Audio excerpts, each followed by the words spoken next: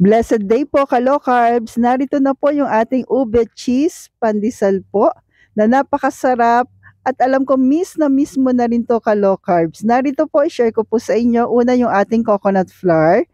Yan po, 1 cup po ito. Sorry po, mali yung akin na type. Pero 1 cup coconut flour.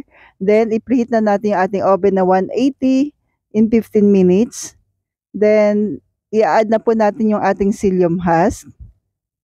3 tablespoon po ka-low carbs, maging yung baking powder, half tablespoon po at yung ating salt na 1 teaspoon. And please don't forget to like and follow po para updated tayo sa ating mga low carb meal, low carb bread, low carb dessert, low carb kwentuhan natin everyday. Kompleto na ka-low carbs at low carb drinks.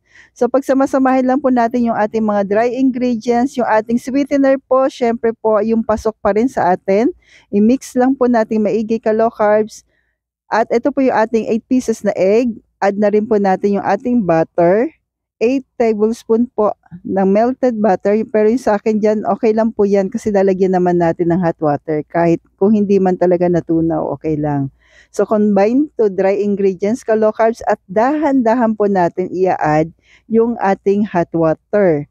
Then after po nito, ay mag-add din tayo ng vinegar, 1 teaspoon po. Kung meron kayong apple cider vinegar, much better. Pero pag wala, kahit anong suka sa kusina, basta kulay puti, ka-low carbs, pasok pa rin yan sa atin. So, i-mix lang po natin maigi ka-low carbs, yan. Then, dyan ko na po in-add yung ating vinegar. I-mix pa rin po natin. Then, add na po natin yung ating ube flavor na napakasarap po sa ating pandesal. Dagdag sarap po ito. So, 1 tablespoon po ito, pero dahan-dahan ko rin po nilagay po siya. Yan, para po mas ma-mix natin maigi ka-low carbs. So, after po niya natin ma-mix maigi para po mas pantay yung ating kulay. So, please don't forget po, i-partner lamang natin ito sa syempre coffee or tea na pasok pa rin sa ating ka-low carbs. So, yan po, pagka ganyan na po, maglagay tayo ng coconut flour sa tray kung saan natin pagugulungin yung ating pandesal, dahan-dahan po. 3 hati ang ginawa ko dito sa ating nagawa po.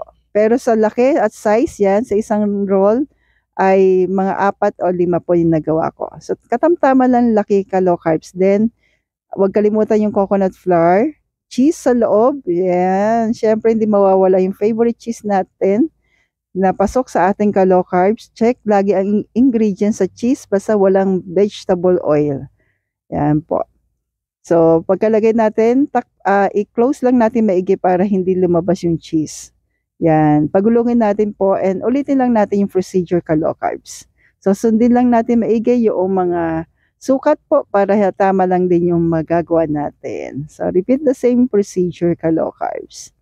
So, thank you ka-low carbs sa iyo laging panonood at palambing, pa-share naman din nito po para mas marami tayong matulungan na kapwa natin low carbers na namimiss na rin yung pandesal. I'm sure napakarami nila ka-low carbs. Di ba po? At least doon nagkatulungan tayo. Ayan na po. Ibibake na po natin sa 230 temperatures, 30 to 40 minutes. And enjoy! Stay healthy, stay low carb pa rin. God bless po!